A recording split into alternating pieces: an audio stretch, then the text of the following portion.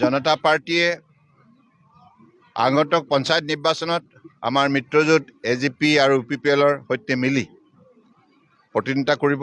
গতিকে এই প্ৰতিদ্বন্দ্বিতাৰ বাবে তৃণমূল পৰ্যায়ত আমাৰ কাৰ্যকৰ্তাসকলে নিষ্ঠাৰে দিনে নিশাই কাম কৰিছে আৰু নিশ্চিতভাৱে কেন্দ্ৰীয় চৰকাৰ ৰাজ্য চৰকাৰৰ উন্নয়নমূলক আঁচনিৰ যোগেদি আজি অসমৰ প্ৰতিখন পঞ্চায়তৰ প্ৰতিটো ৱাৰ্ডৰ উন্নয়ন হৈছে। যিটো কাম কংগ্ৰেছে 55 বছৰে নোৱাৰিলে, সেই কাম 10 বছৰ ভিতৰত মাননীয় প্ৰধানমন্ত্ৰী নৰেন্দ্ৰ মোদী ডাঙৰীয়াই তেখেতৰ বলিষ্ঠ নেতৃত্বত সমগ্ৰ ভাৰতবৰ্ষতে সম্ভৱ কৰি তুলিলে, যাৰ বাবে ৰাইজ এতিয়া শক্তিশালী হৈছে, অধিক আত্মবিশ্বাসী হৈছে আৰু আগন্তুক দিনত এইখন ৰাষ্ট্ৰক বিশ্বৰ সৰ্বতোতকৈ শক্তিশালী উন্নত ৰাষ্ট্ৰ হিচাপে গঢ়ি তোলাৰ ইতিমধ্যে সকলোৱে সংকল্প লৈছে। গতিকে সেইবাবে আমি পঞ্চায়ত নিৰ্বাচনটোক অত্যন্ত আন্তৰিকতাৰে গুৰুত্ব সহকাৰে জনসাধাৰণৰ বৃহত্তৰ স্বাৰ্থত জনসাধাৰণক সেৱা কৰিবৰ বাবে আমি এই নিৰ্বাচনৰ অংশগ্ৰহণ কৰিম।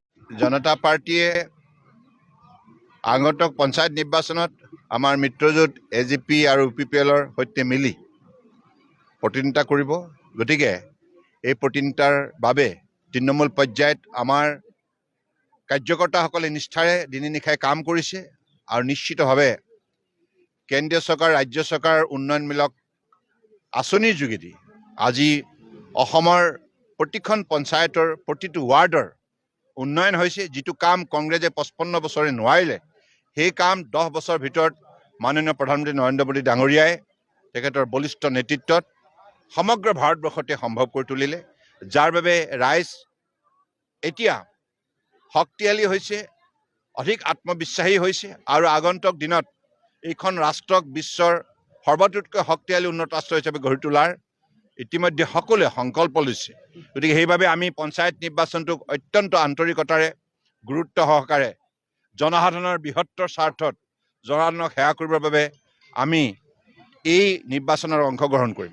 জনতা পাৰ্টিয়ে আগন্তুক পঞ্চায়ত নিৰ্বাচনত আমাৰ মিত্ৰজোঁট এজিপি আৰু ইউপিপিএলৰ সৈতে মিলি প্ৰতিদ্বন্দ্বিতা কৰিব।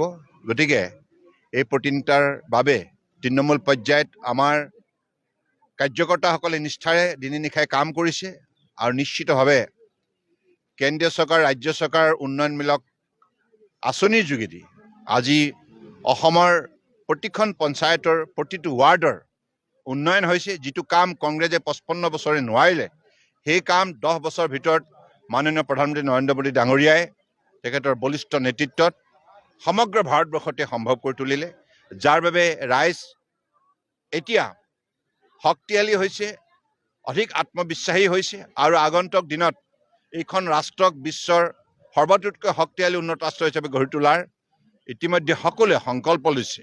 গতিকে সেইবাবে আমি পঞ্চায়ত নিৰ্বাচনটোক অত্যন্ত আন্তৰিকতাৰে গুৰুত্ব সহকাৰে জনসাধাৰণৰ বৃহত্তৰ স্বাৰ্থত জনসাধাৰণক সেৱা কৰিবৰ বাবে আমি এই নিৰ্বাচনৰ অংশগ্ৰহণ কৰিম।